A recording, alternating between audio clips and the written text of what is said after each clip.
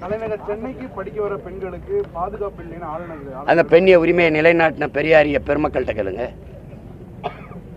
அண்ணா பல்கலைக்கழகத்தில் படிக்க போன பல்கலைக்கழக வளாகத்துக்குள்ள ஒரு பிள்ளைக்கு பாதுகாப்பு இல்லை. சாலையில் பயணித்து கிழக்கு கடற்கரை சாலையில் வர்றதில் உன் கட்சியை கொடியை கட்டிட்டு குறுக்காட்டி நின்று பிள்ளைகளை தொந்தரவு பண்ணுறான். கேட்டால் வண்டி வந்து இடிச்சிருச்சு, அதனால் திரத்தி போனான்னு போய் சொல்லிக்கிட்டு இருக்கீங்க. கூட்டு பாலியல் வன்கொடுமை நடந்தது பொள்ளாச்சியில். நாங்கள் வந்தால் விசாரித்து நீதியை நிலைநாட்டும். நீ ஏன் நாட்டலை? தூத்துக்குடியில் போட்டியிட்டில் 2 முறை எம்பி ஆயிருக்கீங்கள, அங்கே நடந்த துப்பாக்கி சூட்டுக்கு என்ன நடவடிக்கை எடுத்து என்ன நீதியை நிலைநாட்டினீங்க? குறிபாத்து தொண்டைக்குழியில் சுட்டவனுக்கு என்ன தண்டனை? அருணா ஜெகதீசன் தாக்கல் செய்த அறிக்கைக்கு என்ன நடவடிக்கை? பதில் இருக்கா? கொடநாட்டில் கொலை நடந்ததா இல்லையா? 5 பேர் சத்தானா இல்லையா? எவனோ ஒருத்தன் கொண்டிருக்கான்ல, கொன்றவன் யாரு? கொன்ன காரணம் என்ன? நடவடிக்கை என்ன? சும்மா ஏதாவது பேசிட கூடாது. வந்து நாங்கள் பெரியார் யாரு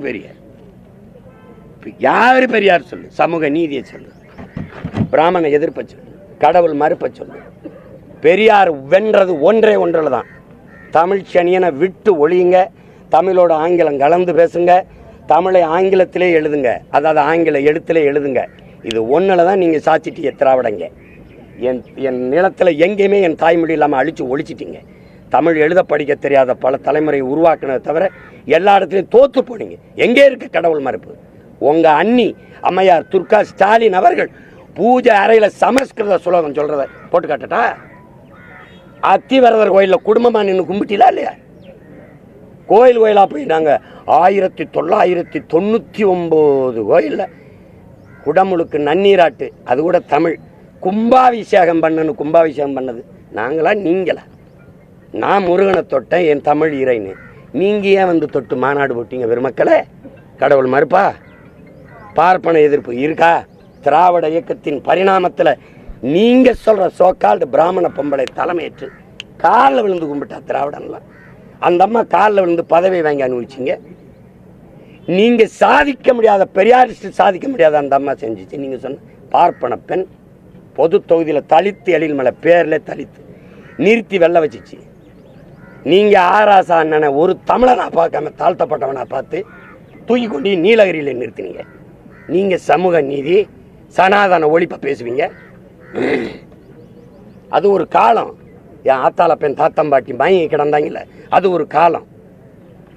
தாழ்த்தப்பட்ட அருந்ததியரில் ஒருத்தனை தூக்கி சபாநாயகராக்கி தனபால் வரும்போது முதலமைச்சர் வரைக்கும் எந்திரிச்சு நிற்கிற உயரத்தில் உட்கார வச்ச பெருமகள் நீங்கள் சொல்கிற பிராமண பொம்பளை. அதை நீங்கள் செஞ்சீங்களா?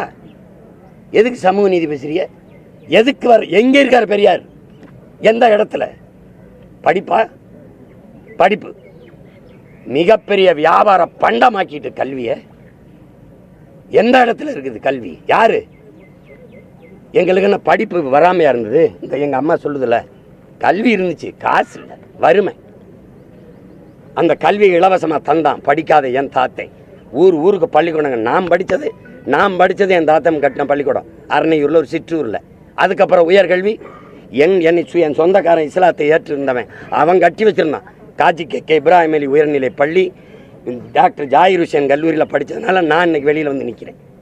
அவன் கட்டி படிக்க வச்சான். கிறிஸ்தவ இஸ்லாமிய மிஷினரிகள் பள்ளி கல்லூரியில் படித்து வந்த பிள்ளைகள் பெரியார் படிக்க வச்சார். அண்ணாதுரை எங்கள் ஐயா பெரியார் பேரறிஞர் அண்ணாவையும் பெருமகனார் நெடுஞ்செழியனையும் அன்பழகனையும் பெரியார் தான் படிக்க வச்சாரா? எம்ஜிஆர் தன்னுடைய சொத்துக்களை கடைசியாக காது காலாதவர், வாய் பேச முடியாத பிள்ளைகளுக்கு ஒரு அறக்கட்டளை எழுதி வச்சு கொடுத்துட்டு போனார். அப்படி பெரியார் அவர் சொத்தை கொடுத்துட்டு போனாரா?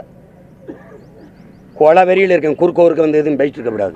சும்மா மரியாதை கொடுக்குறோம், கண்ணியமாக இருக்கிறோம்னா பேசாமல் இருக்கணும். கூலினா என்ன அர்த்தம்? இருங்க, கூலினா என்ன? உங்கள் வீட்டில் வந்து கையெட்டி நிற்கிறானா நான்? கூலி உங்கள் அப்பா தான் கூலி. யார்கிட்ட பேசுறது என்னன்னு இல்லையா? கூலியா? என்ன கூலி? நீ தான் என் மக்கள்கிட்ட 1000-500 பிச்சை காசு கொடுத்து ஓட்ட பறிக்கிற கூலி. நீ சரியான ஆளாக இருந்தால் ஓட்டுக்கு காசு கொடுக்காம நின்று காட்டுவாங்க. அது எங்கள் அம்மா தமிழிசை சொல்லுவேன். உங்களை எதிர்த்து போட்டிட்ட இடத்துல ஓட்டுக்கு காசு கொடுக்கணும், அப்படி ஒரு வெற்றியே வேணாம்னு சொன்னேன். தமிழ் மகள் தமிழச்சி தமிழிசை. அந்த மாதிரி நீங்கள் காசு கொடுக்காம வென்றீங்களா? பெரிய கலைஞரின் மகள் தானே, பெரிய இவங்க தானே நீங்கள் எல்லாம் உன் சாதிக்காரன் தானே போய் நின்ன, எதுக்கு ஓட்டு காசு கொடுத்த? ஒழுங்காக பேசிட்டு ஒழுங்காக மரியாதை காப்பாற்றிட்டு போயிடும். ஏதாவது பேசுனா வெறியாயிருவேன்.